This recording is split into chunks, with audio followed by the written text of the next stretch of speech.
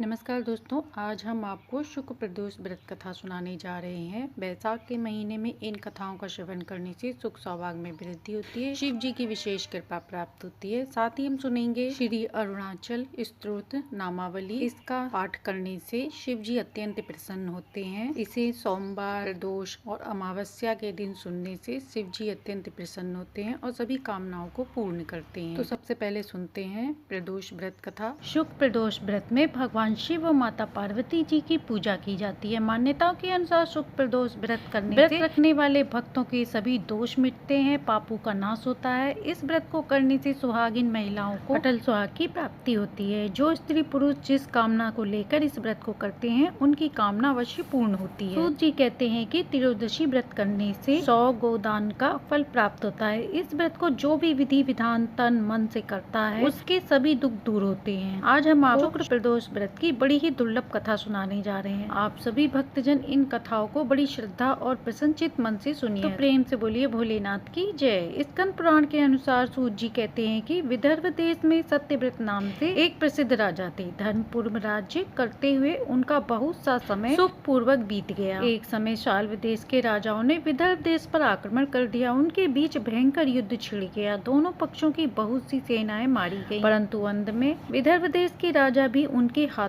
से मारे गए। विदर्भ राजा की गर्भवती स्त्री दुखी होकर रात के समय राजभवन से निकलकर वन में चली गई। सुबह होने पर उस रानी ने जलाशय के किनारे एक वृक्ष के नीचे एक सुंदर पुत्र को जन्म दिया। इसके बाद वह प्यास से व्याकुल होकर जलाशय में पानी पीने गई। इतने में ही एक घड़ियाल ने आकर उसे अपना ग्रास बना लिया। बालक पैदा होते ही माता पिता से हीन हो गया। जब वह नवजात शिशु वृक्ष के नीचे पड़ा जोर जोर से रो रहा था, उसी समय भगवान भोलेनाथ की कृपा से वहाँ पर एक उमा नाम की ब्राह्मणी पहुंची। वह अपने 1 वर्ष के बालक शुचिव्रत को गोद में लिए हुए थी। वह ब्राह्मणी बहुत ही गरीब और विधवा थी। वह भीख मांगकर अपना गुजारा करती थी। उस बालक को रोते हुए देखकर उसके मन में दया आ गई और वह मन ही मन सोचने लगी कि यह नवजात शिशु जिसकी अभी तक नाल भी नहीं कटी है, यहाँ पर पड़ा हुआ है। इसकी माँ यहाँ से कहाँ चली गई? जब वह ब्राह्मणी सोच में डूबी हुई थी, उसी समय वहाँ एक सन्यासी गुजरे। वह ऐसे जान पड़ते थे जैसे मानो साक्षात भगवान शंकर हों। उन श्रेष्ठ भिक्षु ने उस स्त्री से कहा, ब्राह्मणी तुम इस बालक की रक्षा करो, इससे तुम्हारे परम कल्याण की प्राप्ति होगी। इतना कहकर वह दयालु भिक्षुक वहाँ से चले गए। अब वह उसे अपने घर ले आई। वह ब्राह्मणी एक चक्र नामक नगर में निवास करती थी। ब्राह्मणी ने उस बालक का अपने बेटे की समान ही लालन पालन किया और उसका नाम धर्मगुप्त रखा। वह भिक्षा के अन्न से ही अपने पुत्र और राजकुमार दोनों को पालने लगी। एक दिन वह ब्राह्मणी उन दोनों बालकों को साथ लेकर भीख मांगती हुई देव मंदिर में चली गई। उस समय वहाँ पर शांडिल्य मुनि पधारे हुए थे। शांडिल्य मुनि को देखकर ब्राह्मणी ने उन्हें प्रणाम किया और पूछा, ब्राह्मण, एक सन्यासी के कहने पर मैं इस बालक को अपने घर लाई हूँ। अभी तक मुझे उसके कुल का पता नहीं चला, फिर भी मैं अपने पुत्र की तरह इसका लालन पालन करती हूँ। आप ज्ञान के नेत्रों से देखकर मुझे बताने की कृपा करें कि यह बालक किस कुल में उत्पन्न हुआ है और इसके माता पिता कौन है। तब मुनिवर बोले, हे विदर्भ देश के राजा का पुत्र है। इतना कहकर शांडिल्य मुनि ने उस बालक के पिता के युद्ध में मारे जाने तथा उसकी माता के ग्रह द्वारा ग्रस्त होने का सब समाचार पूर्ण रूप से बताया। यह सुनकर ब्राह्मणी को और भी आश्चर्य हुआ।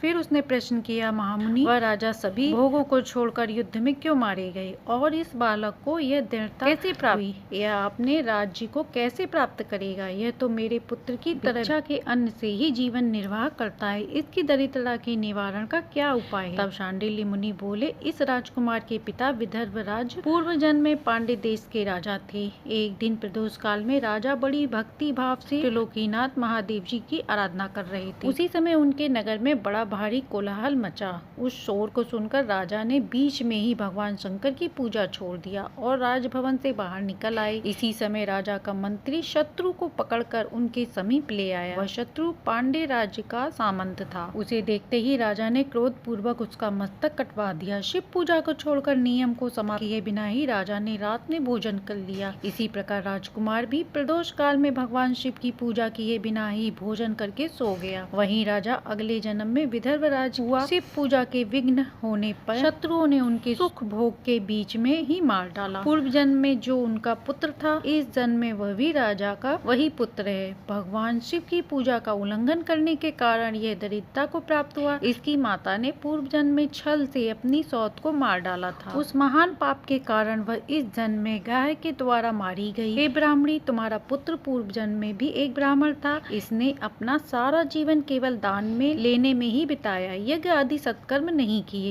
इसलिए ये दरिद्रता को प्राप्त हुआ है। उस दोष का निवारण के लिए अब ये भगवान शंकर की शरण में जाए। यदि ये दोनों बालक प्रदोष के दिन भगवान शंकर की पूजा करते रहे तो वर्ष भर के भीतर ही इनकी दरिद्रता दूर हो जाएगी और राज्य सुख की प्राप्ति होगी। इस प्रकार शरण में आई हुई ब्राह्मणी को मधुर वचनों द्वारा आश्वासन देकर शांडिल्य मुनि ने उनके दोनों बालकों को भगवान शंकर की आराधना के मंत्र का उपदेश दिया। इसके बाद ब्राह्मणी अपने दोनों बालक को लेकर वहाँ से चली गई। 4 मास बाद वह एक दिन ब्राह्मण का पुत्र नदी में स्नान करने गया। वहाँ उसे धन से भरा हुआ एक घड़ा मिला, जिसे लेकर वह अपनी माँ के पास आया। माँ ने धन से भरे हुए घड़े को देखकर बहुत खुश हुई और उसने कहा, इसे अपने भाई के साथ आधा आधा बांट लो। मगर धर्मगुप्त ने इस धन में हिस्सेदारी से मना करते हुए कहा, मैं किसी अन्य के भाग्य का भागी नहीं हो सकता। प्रत्येक व्यक्ति स्वयं के कर्म का फल भोगता है। इस प्रकार संता पूर्वक भगवान शंकर की पूजा करते हुए उन दोनों कुमारों को 1 वर्ष व्यतीत हो गया। एक दिन ब्राह्मण का पुत्र और राजकुमार वन में घूमने गए। मार्ग में उन्होंने देखा कि अनेक गंधर्व कन्याएं आपस में खेल रही थी। ब्राह्मण कुमार वहीं पर रुक गया और राजकुमार से बोला, हमें इससे आगे नहीं जाना चाहिए। ये गंधर्व कन्याएं हैं, किसी को भी अपनी ओर आकर्षित कर सकती हैं। मगर राजकुमार निडर होकर आगे बढ़ता गया। जब मुख्य गंधर्व कन्या ने राजकुमार धर्मगुप्त को देखा तो वह उसके प्रति आकर्षित हो गई। उसने अपनी सभी सखियों को फूल चुनने के लिए भेज दिया और राजकुमार के पास आने की प्रतीक्षा करने लगी। उसे अकेला देखकर राजकुमार उसके पास गया और उससे बातचीत शुरू की। उसने बताया कि मैं विदर्भ देश का राजकुमार हूँ। मेरे माता पिता अब इस संसार में नहीं है और शत्रुओं ने हमारे राज्य पर कब्जा कर लिया है। तब कन्या ने अपना परिचय देते हुए कहा, मैं विदर्भ नामक गंधर्व की पुत्री हूँ। मेरा नाम अंशुम है और मैं गायन में प्रवीण हूँ। उसने यह भी कहा, मैं आपसे विवाह करना चाहती हूँ। इतना कहकर उसने अपनी मोतियों की माला निकालकर राजकुमार को पहना दी। तब राजकुमार ने कहा, मैं राजपाट गंवा चुका हूँ, तुम मेरे साथ कैसे रह पाओगे और अपने माता पिता की अनुमति के बिना तुम मेरे साथ कैसे आ सकती हो। इस पर अंशुम बोली, चाहे जो हो जाए मैं वही करूँगी जो मैं चाहूँ। तुम 2 दिन बाद प्रातः काल यहाँ आकर मुझसे मिलना। इतना कहकर वो वहाँ से चली गई। राजकुमार ने घर आकर ब्राह्मणी और उसके को सारी बात बताई। वे दोनों बहुत खुश हुए। 2 दिन बाद राजकुमार पुनः उसी वन में गया। उसने देखा कि अंशुम अपने पिता के साथ उसकी प्रतीक्षा कर रही है। तब गंधर्व राज ने राजकुमार से कहा, मैं कैलाशपुरी गया था। वहाँ शिव और माता पार्वती ने मुझे बुलाकर कहा कि धर्मगुप्त नामक राजकुमार राज्य विहीन होकर भटक रहा है। जाओ और उसका राज्य पुनः प्राप्त करने में उसकी सहायता करो। मैं उनकी आज्ञा के अनुसार अपनी पुत्री अंशुम का हाथ तुम्हारे हाथ में दे रहा हूँ और राज्य प्राप्त कराने में तुम्हारी सहायता करूँगा। मेरी पुत्री 10,000 वर्षों तक तुम्हारे साथ इस पृथ्वी पर रहेगी और जब तुम शिवलोक में जाओगे तब भी वह इसी काया में तुम्हारे साथ ही रहेगी। भगवान शिव के आदेश अनुसार धर्मगुप्त और अंशुम का विवाह हो गया। अंशुम के पिता ने अपनी गंधर्व सेना भी राजकुमार को दे दी। सेना की सहायता से उसने अपने शत्रुओं को परास्त कर दिया और अपने माता पिता का खोया हुआ राज्य से वापस ले लिया। अब राजकुमार धर्मगुप्त राजा बन गया। उसने अपने बुरे दिनों में उसे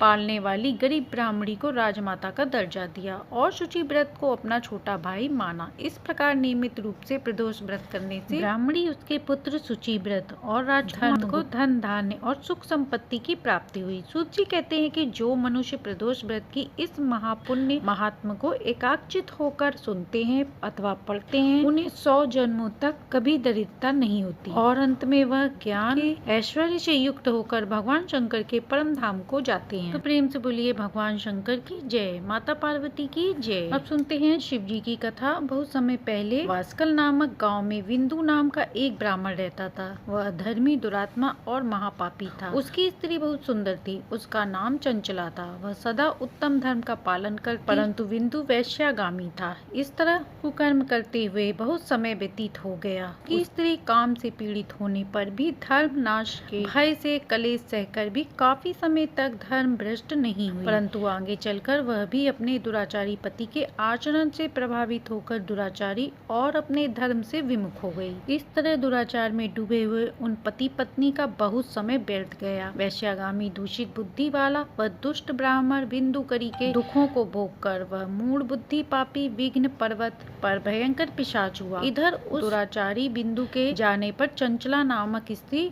बहुत समय तक पुत्रों के साथ अपने घर में रहती रही। पति की मृत्यु के बाद वह भी अपने धर्म से गिरकर परपुरुषों के संग करने लगी। सती विपत्ति में भी अपने धर्म का पालन करना नहीं छोड़ती। यही तो तप है। कठिन तो होता है लेकिन इसका फल मीठा होता है। एक दिन देवयोग से किसी पुण्य पर्व के आने पर वह अपने भाई बंधुओं के साथ गोर्णक क्षेत्र में गई। उसने तीर्थ के जल में स्नान किया और जनों के साथ वहाँ घूमने लगी। वह एक देव मंदिर में गई। वहाँ उसने एक ब्राह्मण के मुख से भगवान शिव की परम पवित्र एवं मंगलकारी कथा सुनी। ब्राह्मण कह रहे थे कि जो स्त्रियां विचार करती हैं वे मरने के बाद ही यमलोक जाती हैं। तब यमदूत उन्हें तरह तरह के यत्न करते हैं। वे उनके कामागर के डंडों से दागते हैं, तप्त लोहे के डंडों से उनका संसर्ग कराते हैं। ये सारे दंड इतनी वेदना देने वाले होते हैं कि जीव पुकार पुकार कर कहता है कि अब वह ऐसा नहीं करेगा, लेकिन यमदूत उसे छोड़ते नहीं है। कर्मों का फल तो सभी को भोगना पड़ता है। देव, ऋषि, मनुष्य सभी इससे बंधे हुए हैं। ब्राह्मण के मुख से यह वैराग्य बढ़ाने वाली कथा सुनकर चंचला भय से व्याकुल हो गई। कथा समाप्त होने पर सभी लोग वहाँ से चले गए। तब कथा वाचने वाले ब्राह्मण से चंचला ने कहा, हे ब्राह्मण, धर्म को न जानने के कारण मेरे द्वारा बहुत बड़ा दुराचार हुआ है। स्वामी, मेरे ऊपर कृपा कर मेरा उद्धार कीजिए। आपके प्रवचन को सुनकर मेरा इस संसार से वैराग्य हो गया। मैं मूर्छित वाली पापनी को धिक्कार है। मैं निंदा के योग्य हूँ। मैं बुरे विषयों में फंसकर अपने धर्म से विमुख हो गई थी। कौन मुझ जैसी मार्ग में मन लगाने वाली पापनी का साथ देगा? जब यमदूत मेरे गले में फंदा डालकर मुझे बांधकर ले जाएंगे और नरक में मेरे शरीर के टुकड़े टुकड़े करेंगे, तब मैं उन्हें कैसे सहन करूंगी? मैं सब प्रकार के नष्ट हो गई हूँ। अभी तक मैं हर तरह से पाप में डूबी हूँ। हे ब्राह्मण, आप मेरे गुरु हैं, आप ही मेरे माता पिता हैं। मैं आपकी शरण में आई हूँ। मुझ अबला का आप उद्धार कीजिए। इस प्रकार विलाप करती हुई चंचला ब्राह्मण के चरणों में गिर पड़ी। तब ब्राह्मण ने उसे उठाया और इस प्रकार कहा, नारी, तुम सौभाग्यशाली हो जो भगवान शंकर की कृपा से तुमने वैराग्य पूर्ण यह कथा सुनी और कथा को सुनकर समय से अपनी गलती का एहसास कर लिया। तुम डरो मत, भगवान शिव की शरण में जाओ। उनकी परम कृपा से तुम्हारे सभी पाप नष्ट हो जाएंगे। मैं तुम्हें भगवान शिव की कथा सहित वह मार्ग बताऊंगा जिसके द्वारा तुम सुख देने वाली उत्तम गति प्राप्त होगी। शिव कथा सुनने से तुम्हारी बुद्धि शुद्ध होगी और तत्पश्चात पश्चाताप होगा तथा मन में वैराग्य उत्पन्न होगा। पश्चाताप पाप करने वाले पापियों के लिए सबसे बड़ा प्रायश्चित है। जो मनुष्य अपने कुकर्म के लिए प्रायश्चित नहीं करता वह उत्तम गति प्राप्त नहीं कर सकता, परंतु जिसे अपने कृतज्ञ पर हार्दिक पश्चाताप है वह अवश्य ही उत्तम गति का भागीदार होता है। इसमें कोई संदेह नहीं। शुद्ध चित्त से ही भगवान शिव और माता पार्वती में वास है। वह शुद्ध आत्मा पुरुष सदा शिव के परम पद को प्राप्त होता है। इस कथा का श्रवण सभी मनुष्यों के लिए कल्याणकारी है, अतः इसकी आराधना और सेवा करनी चाहिए। हे ब्राह्मणी, तुम अपने मन को हटाकर भगवान शंकर की इस परम कथा को सुनो। इससे तुम्हारा चित्त शुद्ध होगा और मोक्ष की प्राप्ति होगी। जो मनुष्य निर्मल हृदय से भगवान शिव के चरणों का चिंतन करता है उसकी एक ही जन्म में मुक्ति हो जाती है। यह कहकर वे ब्राह्मण चुप हो गए। उनका हृदय करुणा से भर गया। वे ध्यान में मग्न हो गए। ब्राह्मण का यह उपदेश सुनकर चंचला के नेत्रों को आनंद के आंसू छलक आए और वह हर्ष भरे हृदय से ब्राह्मण देवता के चरणों में गिर गई और हाथ जोड़कर बोली, मैं कृतार्थ हो गई। हे ब्राह्मण, शिव भक्तों में श्रेष्ठ स्वामी, आप धन्य, आप परमार्थदर्शी हैं।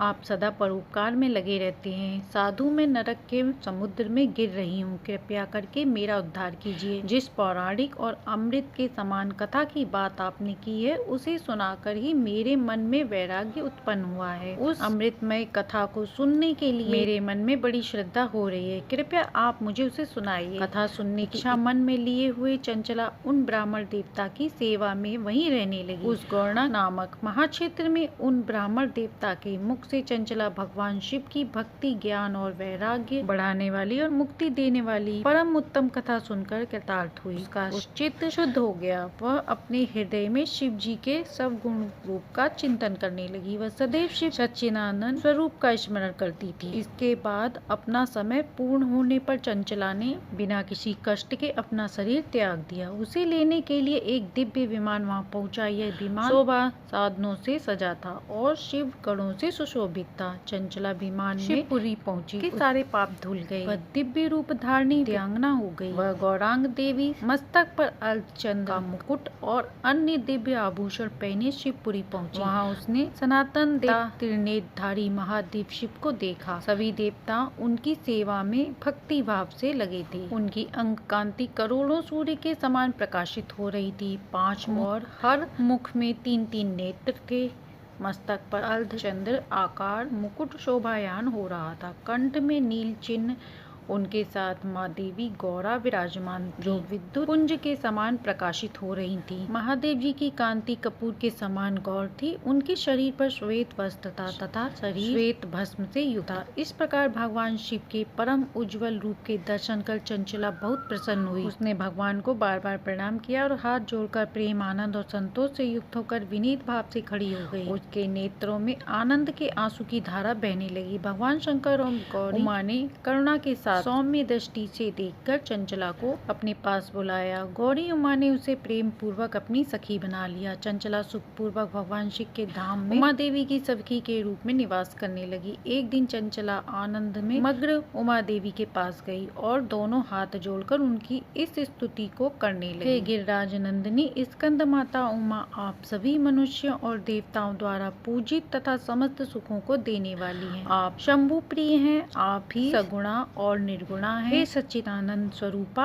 आप ही प्रकृति की पोषण है। हे माता, आप ही संसार की सृष्टि, पालन और संहार करने वाली हैं। इस प्रकार सद्गति प्राप्त चंचला देवी की स्तुति कर शांत हो गई। उसकी आंखों में प्रेम के आंसू उमड़ रहे थे। तब शंकर प्रिया भक्त वत्सला उमा देवी ने बड़े चंचल प्रेम से चंचला को चुप कराते हुए कहा, सखी चंचला, मैं तुम्हारी इस स्तुति से प्रसन्न हूँ। बोलो क्या वर मांगती हो। तब चंचला बोली, है गिरिराज कुमारी, मेरे पति बिंदु इस समय कहाँ है? उनकी स्थिति कैसी है मुझे बताइए और कुछ उपाय कीजिए ताकि हम फिर से मिल सकें। हे देवी, मेरे पति एक शूद्र जाति वैश्या के प्रति आसक्त थे और पाप में ही डूबे रहते थे। गिरिजा बोली, बेटी तुम्हारा पति बिंदु पापी था, उसका अंत बड़ा भयानक हुआ। वैश्या का उपभोग करने के कारण वह मूर्ख नरक में अनेक वर्षों तक अनेक प्रकार के दुख भोग रहा है। अब शेष पाप भोगने के लिए बद्ध पर्वत पर पिशाच की योनि में रह रहा है और वह दुष्ट वहीं वायु कर रहता है। वह सब प्रकार के कष्ट सहता है। गौरी देवी की यह बात सुनकर चंचला अत्यंत दुखी हुई। फिर मन को किसी तरह स्थिर करती हुई दुखी हृदय से माँ गौरी से उसने एक बार फिर पूछा, हे महादेवी, मुझ पर कृपा कीजिए और मेरे पापी पति का अब उद्धार कीजिए। कृपया करके मुझे वह उपाय बताएं जिससे मेरे पति का उद्धार हो जाए। गौरी देवी ने कहा, यदि तुम्हारा पति भगवान शिव की पुण्यमय उत्तम कथा सुने तो वह इस दुर्गति को पार के उत्तम गति का भागी हो सकता है। अमृत के समान मधुर गौरी देवी के ये वचन सुनकर चंचला ने दोनों हाथ जोड़कर प्रार्थना करने लगी। इस प्रकार बार बार प्रार्थना करने पर शिव प्रिया गौरी देवी ने भगवान शिव की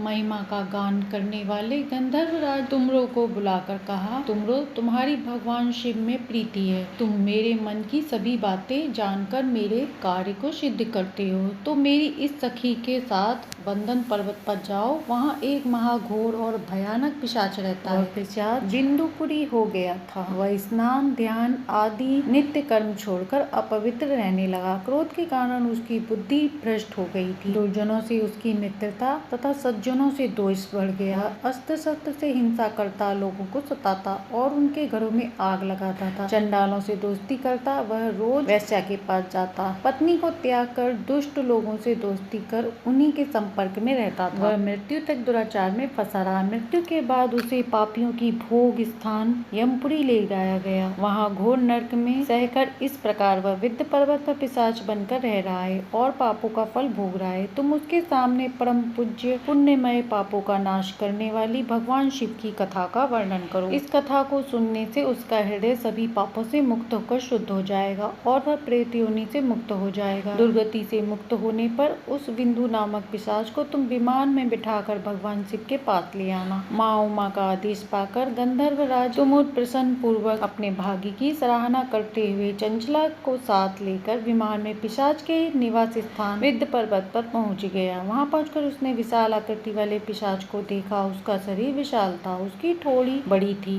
वह कभी हंसता, कभी रोता, कभी उछलता। महाबली तुमुर ने बिंदुपुरी के पश्चात तुमर ने कथा वचन के लिए स्थान तलाश कर मंडप मंडप की रचना की। शीघ्र ही इस बात का पता लोगों को चल गया कि एक पिशाच के उद्धार के हेतु देवी पार्वती की आज्ञा से तुमर भगवान शिव की कथा सुनाने बंद पर्वत पर आए हैं। उस कथा को सुनने के लोग बहुत से देवर्ष वहां पहुंच गए। सभी को आदर पूर्वक स्थान दिया गया। पिशाच बिंदु को आसन पर बिठाया गया। तब तुमर ने परम उत्तम भगवान शिव की अमृत कथा का गान शुरू किया, जिससे सभी श्रोता कृतज्ञ हो गए। परम पुण्यमय कथा को सुनकर पिशाच सभी पापों से मुक्त हो गया और उसने पिशाच शरीर को त्याग दिया। शीघ्र ही उसका रूप दिव्य हो गया। उसका शरीर गौर वर्ण का हो गया। शरीर पर श्वेत वस्त्र एवं पुरुषों के आभूषण आ गए। इस प्रकार दिव्य देहधारी बिंदु अपनी पत्नी चंचला के साथ स्वयं भी भगवान शिव का गुणगान करने लगा। उसे दिव्य रूप में देखकर सभी को बहुत आश्चर्य हुआ।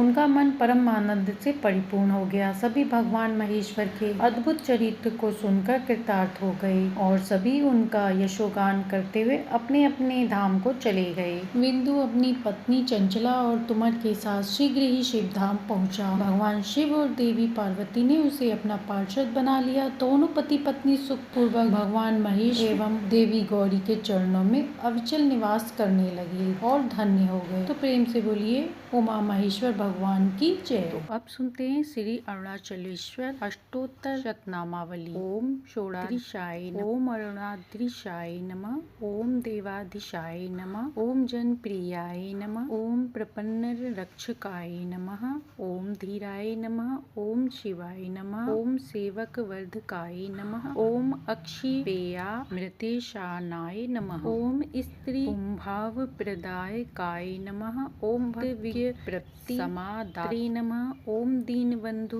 विमोचकाय नमः, ओम ऋग्रतये नमः, ओम श्रीमते नमः, ओम मृडाय नमः, ओम मृगमदेवशाय नमः, ओम प्रेक्षाणा कृते नमः, ओम साक्षिणे नमः, ओम भक्त दोष निवर्तकाय नमः, ओम ज्ञान संबंध नाथाय नमः, ओम श्री हलाहल सुंदराय नमः, ओम आहु वैश्वरदाताय नमः, ओम स्मृत सर्वाघनाय नमः, ओम व्यक्त स्त्र नृत्याय नमः, ओम ध्वज घृते नमः, ओम सकांतिने नमः, ओम नटनेश्वराय नमः, ओम सांप्रियाय नमः, ओम कली ध्वसंसिने नमः, ओम वेद मूर्तिने नमः, ओम निरंजनाय नमः, ओम जगन्नाथाय नमः, ओम महादेवाय नमः, त्रिनेत्रे नमः, ओम त्रिपुरांतकाय नमः, ओम परार सोढ़ाय नमः, ओम योगीशाय नमः, ओम भोगनायकाय नमः,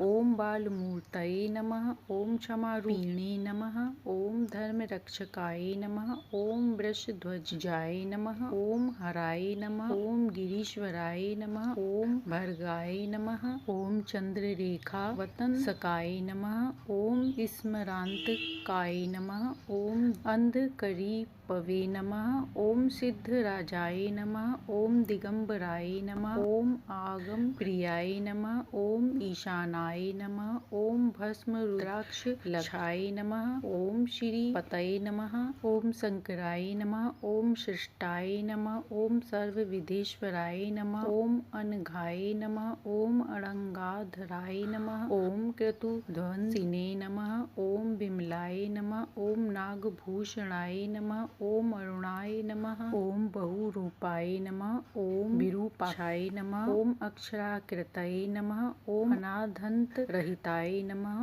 ओम शिव कामाय नमः, ओम स्वयं प्रभवये नमः, ओम सच्चिदानंद रूपाय नमः, ओम सर्वात्माय नमः, ओम जीवधारकाय नमः, ओम त्रिसंग वाम भागाय नमः, ओम विधये नमः, ओम विहित सुंदराय नमः, ओम ज्ञान प्रदाय नमः, ओम दीदाय नमः, ओम भक्त वांछित दायकाय नमः, ओम आश्चर्य वैभवाय नमः, ओम कामिने नमः, ओम निरवधाय नमः, ओम निधि प्रदाय नमः, ओम शूलिने नमः, ओम पशुपतये नमः, ओम शंभवे नमः, ओम स्वयंभुवे नमः, ओम गिरीशाय नमः, ओम संगीत वेत्रे नमः, ओम नृत्य गाय नमः, ओम त्रिवेदिने नमः, ओम वृद्धवेदिका सुताय नमः, ओम त्याग राजाय नमः, ओम कृपा सिंधवे नमः, ओम सुगंधिने नमः, ओम सौरभेश्वराय नमः, ओम कर्तवीरेश्वराय नमः, ओम शांताय नमः, ओम कपालिने नमः, ओम कलश